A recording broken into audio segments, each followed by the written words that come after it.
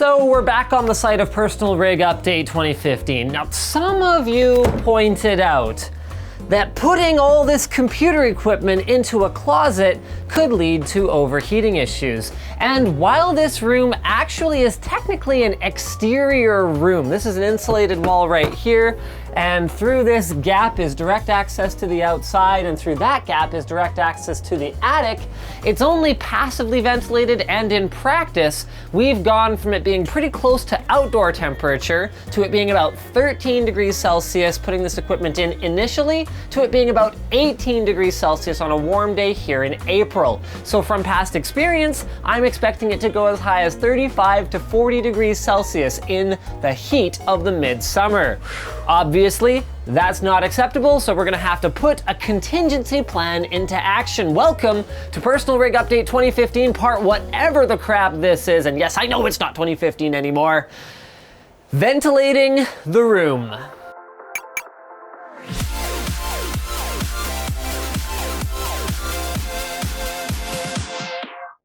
The Aria headphones from Phoenix come complete with a cardioid clip mic and acoustic chambers constructed entirely of Japanese pine wood. Check out the link in the video description to learn more. Now, as a number of you have noted on at least several occasions, I'm not particularly handy, and when it comes to knocking out walls and installing ventilation fans, I am not going to be anyone's first choice as a general contractor. So I have brought in my crack team, Mark and Praxis, who are going to be, well, helping me with basically doing it for me. But before they can do that, there's some stuff I need to do because I've already started using this room as storage again, and I've been informed that all this, yes, even this, that I worked so hard to put in here, has to come out. So I guess we'll start by shutting everything down. I'm gonna have no internet today or tomorrow. Oh, how will I live? It's like a fish with no internet or water. Well, here we go. I'm just gonna have to haul this out of here. My ceiling mounted access point. There we go. Such whiners. Ooh, we don't have power. Ooh, we're running on battery. I don't actually have power in this room, so this is a power bar that runs through the wall to an outlet. And then everything else here is also just kind of running through that same hole, which is just a hole I made in the drywall. Is there perhaps, while we're redoing these walls, is there perhaps a more elegant way to achieve this? Well, I could actually put outlets on this wall. Something I should have done 6 years ago, basically. Yeah. Yeah. So, Yeah, okay. suggestion for your lighting, LED pot light, Oh, neat. low voltage. Wow, those are really small. So the transformer, it only uses 12 watts. Also, I'm not gonna have like the incandescent cage thing hanging off the... Yeah, that's it. Just What, you don't like this? Not really. Oh, well, I think I actually did even put this in myself. Now that I think about it. Yeah, it was broken in this room. I put this in. Did I do okay? No. Oh. Well. So, I mean, this is bizarre. I told Mark I still had some more of this like particle board with like a primed side stuff, and I was like, yeah, you can totally have that. You can put more of it in there. And he's like, ew. So we are going to be ripping all of that out as opposed to just doing the parts we need to access and drywalling it. You can see it's really sturdily constructed. I mean, it's not like he's taking it apart with his hands. That's totally not a thing that's happening. Let's see if I can pull it off with my hands. Never, oh wow, yeah, that is not very good. I feel like He-Man just ripping walls apart. Fun fact, never actually seen an episode of He-Man. I don't even know if He-Man is the name of the show. He-Man might just be like a guy on some other show. You know, it's amazing. I told Mark I was going to be here to help today. He still brought a helper. I can't figure out why. Inexplicable. I took an electrical course in high school. Thank you. So, I'm equipped with my manly purple mask and my light. I'm gonna go find out where those damn Cat 5 cables go to. I think it's possible that they actually go to the garage. Like, I think the house was kind of wired for Ethernet, but like not properly. So if they go around the front and across that way, then that will be what they were for. But it doesn't actually look like they do. One of them goes this way. Where are you going? And why are you going there? Ew, cobwebs! Ah, spider! What the hell? I figured out what it is. Okay, they're using it as speaker wire. This is for the, it's for the ceiling mounted speakers in the living room. I don't understand why they're using Cat 5 for that. Maybe there's some reason, but that explains it. Okay, so that means that this, how the heck did they manage to do a drop? Unless, oh, this goes straight down into that wall. Oh, that's cool. That means if I wanted to run anything else in that wall, then I could.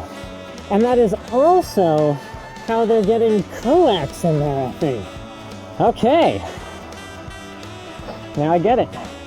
So now that we've got everything torn out, we've got a clear look at what we're working with, and I can outline exactly what the plan is. We're gonna pull off of this light switch box right here, and we're gonna put an outlet in this room rather than having me run a power bar through the wall, because I'm sure that the fire department would freak out if they saw that. Next, we're going to install this low voltage LED lighting doodad. We have an inline 190 CFM fan, which we'll use to pump air into the room. We need to control that with a cooling thermostat, and this is a low voltage connection, and this is 120 volts. So we need to use a relay to have this tell the relay what to do in order to tell the fan what to do. Okay, so basically we're gonna climb down into the soffit area down there, where conveniently there are already some ventilation duct things that are for keeping this insulation up here ventilated. And we're going to put like a service panel in here and just have it create a positive air pressure situation in this room. And then for ventilation out of the room, what we're thinking is we're just gonna leave like maybe 6 to 8 inches of free space here in the drywall on the ceiling so that it can just passively exhaust into the attic just like that. So we have a plan. It's exactly the plan I would have come up with on my own too. So they're making me vacuum the rodent poop. Guess I get that. Sort of my rodent poop, not theirs. So the first step, which you can see Praxis working on here, is using a combination of the included mounting hardware and a little bit of fabrication in the soffits to create a mounting point for the intake fan that's going to cool the room. The fan itself is free flowed with air, so we need to put a damper in so that when you don't want air flowing in there, say in the winter when it's cold, you want this to stop the airflow. Cool. Now the last step to make all of this even have a point at all is to insulate the ceiling, because that is where the heat is coming from the sun hitting the shake roof and basically conducting heat directly into this room. Now fortunately this is relatively straightforward because we've already got strapping right here, so we're still gonna have enough airflow through here to keep the wood from rotting, but we are going to have to fill it with insulation and cover it with drywall in order to make this room effectively part of the house rather than part of the outside. So phase 1 of the electrical work is actually pretty much done. So we've borrowed 120 volt power from the old incandescent pulley chain light that used to be up here, and we have brought it into this box right here. So this is where the light switch for our new LED light is actually going to go. This guy is going to contain this relay right here, as well as this transformer, which is going to take the 120 volt in and turn it into 24 volt power that our cooling thermostat can handle without frying itself whenever the fan engages. So basically what should happen is when the temperature reaches a certain threshold, when it gets too warm, it'll connect this circuit and, in theory, that'll turn on the fan. Which, as you guys can probably hear, is working just dandy. Exciting.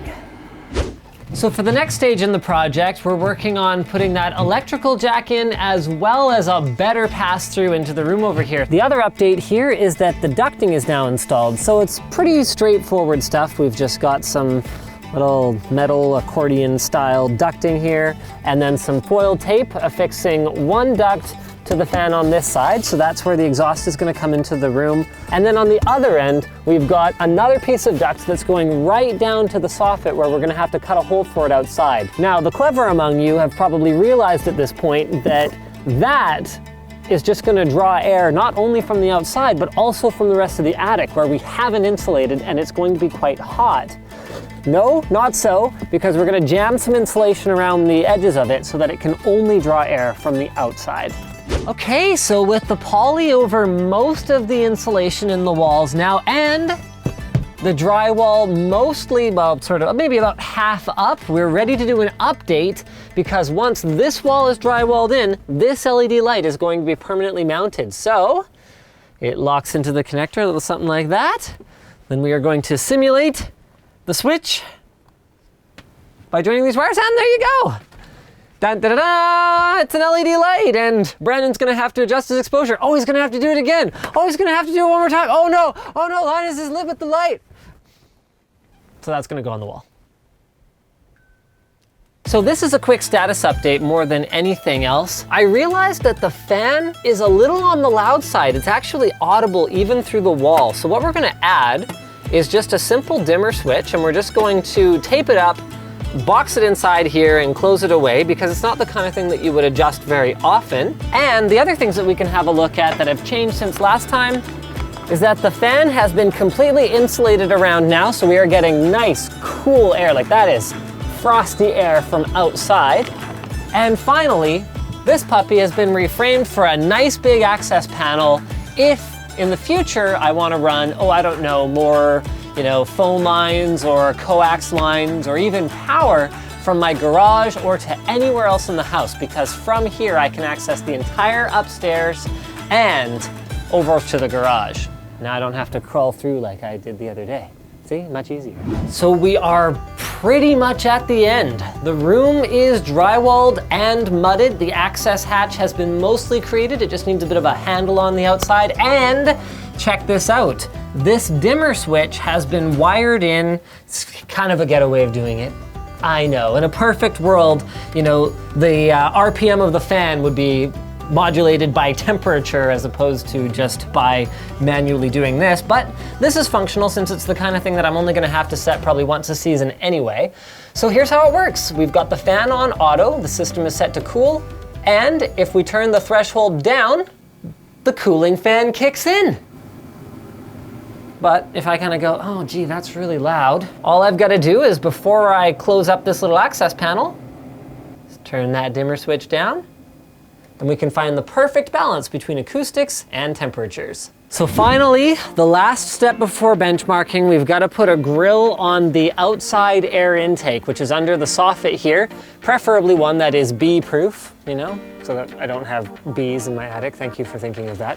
And then we can benchmark it and find out just how well the system works. Yay, wheels. Okay, down.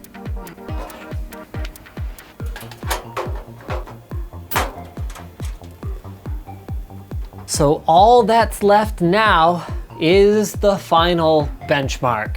So in order to evaluate whether this was a success or failure, because I don't want to just wait around for the summer and for the computers to all overheat to find out, is to look at what the CPU temperature is under a heavy load relative to the outside temperature when we're running intensive applications. So I'm gonna run Heaven in a Window as opposed to full screen, oops, as well as IDA64 CPU benchmark in order to evaluate what it will be like in a worst case scenario with the door closed, with our new cooling system off, and then with the new cooling system engaged.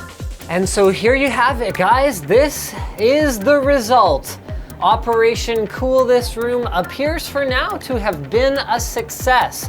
Bringing in cool air from the outside is gonna help a lot to keep this room cool, and at the rate that that fan moves air, we are circulating all of the air in this room like every minute or so, not really giving the systems any time to heat up more than they normally would.